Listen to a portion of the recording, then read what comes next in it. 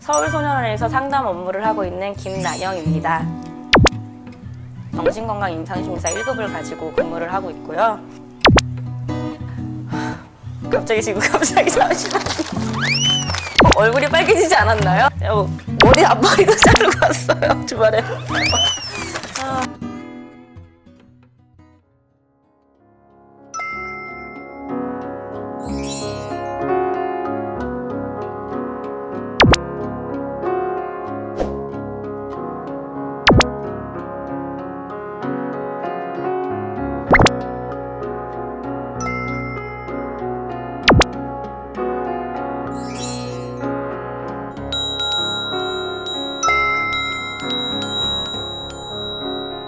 서울소년원에서 상담 업무를 하고 있는 김나영입니다. 저는 이제 임상심리사, 정신건강 임상심리사로 이제 근무를 하게 됐는데요. 저희 이제 경력 채용이라 그래서 법무부에서 이제 소년원에 이제 전문적인 정신치료라든지 이제 심리치료 이런 걸 좀 전문적으로 해줬으면 좋겠다 해서 그래서 이제 뽑힌 케이스고요. 저 같은 경우는 임상심리를 이제 석사를 했고 그런 다음에 이제 정신병원에서 수련을 3년 받아야 되거든요. 그래서 그때 이제 흔히 이제 말하는 이제 문제 학생들을 많이 만났거든요. 그러면서 소년원 가서 일하면 좋겠다 이런 학생들 만나서 이제 내가 좀 심리 치료를 많이 했으면 좋겠다 이랬는데 이제 기회가 돼서 이제 소년원까지 오게 되었고 근무는 이제 만 2년이 지났죠. 아무래도 이제 소년원 학생들이랑 24시간 다 붙어 있고 관리를 한다는 게 큰 차이점일 것 같아요.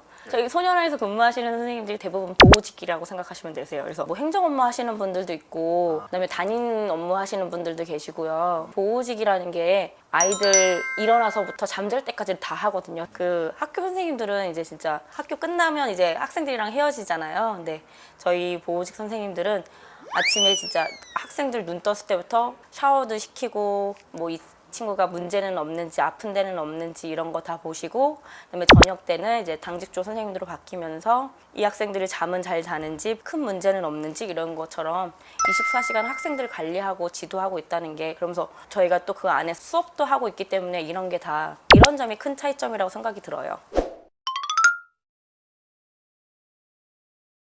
저는 이제 상담 업무를 하고 있기 때문에 오전에는 이제 적으면 5명에서 많을 경우는 10명 정도 집단 심리 치료를 진행하고 있고요. 그다음에 오후에는 이제 개인 상담을 주로 하고 있거든요. 그래서 프로그램의 주제가 하나 지정되어 있거든요. 그래서 사회기술을 지금 제가 진행하고 있는데 사회기술이 뭐 어떤 건지는 아시죠? 저희 학생들이 사실 또래 관계가 그렇게 썩 좋은 편은 아니기 때문에 이제 사회기술을 통해서 이제 또래 관계 기술을 알려주는 거거든요. 그러면 그 안에 이제 오늘은 뭐 칭찬하기에 대해서 배워볼 거야. 이러면 칭찬하는 방법이라든지 뭐 내가 과거에 칭찬받았던 경험이 있는지 혹은 뭐 다른 사람한테 내가 칭찬을 이런 걸 해봤어요. 라고 이렇게 각각 경험을 공유한다든지 이런 걸 같이 이야기를 나누기도 하고요. 그다음에 실제로 그러면 우리 옆에 있는 친구한테 칭찬해주기 연습하자 이래갖고 연습하는 경우도 있고요.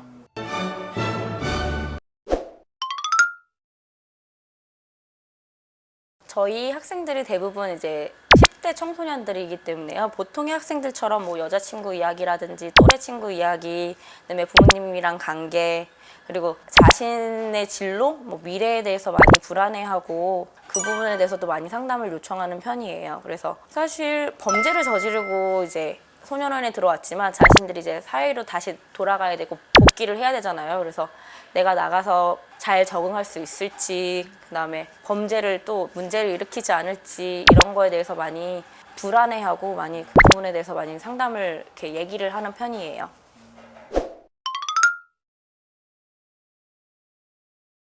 저희 학생들이 개인 상담하다 보면 그런 얘기를 어쩔 수 없이 꺼낼 수밖에 없거든요. 그래서 그 일에 대해서 뭐 피해자 분들에 대해서도 얘기를 하고 자기가 그런 행동했던 거에 대해서 뭐 책임감, 뭐 반성, 그다음에 부모님한테 죄송함, 그다음에 그 행동으로 인해서 여기까지 온 거 이런 거에 대한 후회감 이런 것도 많이 느끼고 실제로도 많이 그런 얘기를 해요, 상담할 때도. 그래서 내가 이런 행동을 하지 않았으면 여기까지 안 왔을 텐데 이런 얘기도 많이 좀 하는 편이고요.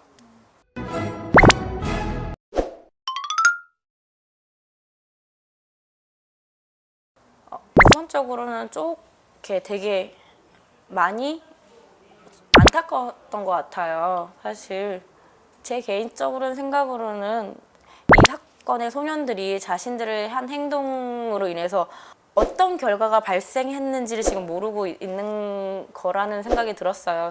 저희가 이제 결과는 이미 이제 이렇게 됐고, 그래서 그 학생들의 태도라든지 이런 게 조금 자신이 왜 선처를 받아야 하는지도 이유를 모르고 있는 것처럼 보였거든요. 그래서 그 학생들의 태도에 대해서 조금 안타깝다고 느끼기도 했고요. 어떻게 보면 법을 위반하면 혹은 뭐 잘못된 행동을 했을 경우에는 그에 맞춰서 뭐 적절한 처벌을 받는다라는 인식을 우리 사회가 모두한테 좀 이렇게 촉법소년이든 어린 학생들한테 좀 심어주면 좋을 것 같아요.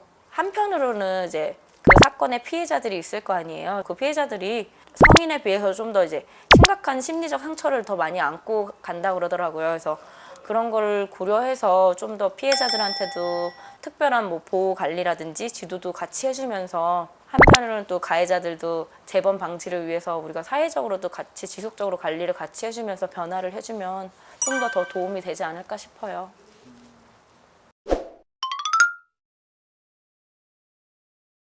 소년원은 보호 처분 받아서 오는 거잖아요.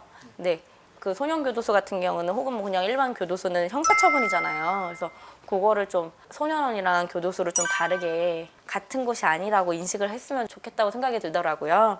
물론 소년원 학생들도 법의 처벌을 받은 학생들이지만 저희 이제 소년원 학생들이 자신의 이제 그 과거의 행동에 대해서 반성도 하고 있고, 뭐 다양하게 인성교육이라든지 아까 말씀하신 것처럼 진짜 그 심리치료 프로그램이라든지 봉사활동 이런 활동들을 많이 하면서 아이들이 좀 달라지기 위해서, 변화를 하기 위해서 노력을 많이 하고 있거든요. 그래서 소년원 학생들도 다시는 범죄를 저지르지 않게 노력하고 있다는 걸 좀 알아주셨으면 하고요.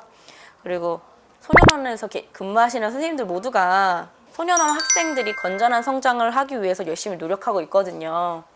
그렇기 때문에 학생들이 재비행을 이제 방지하고 안정적으로 사회에 정착하기 위해서 우리가 노력하고 있다는 걸 좀 알아주셨으면 좋겠습니다.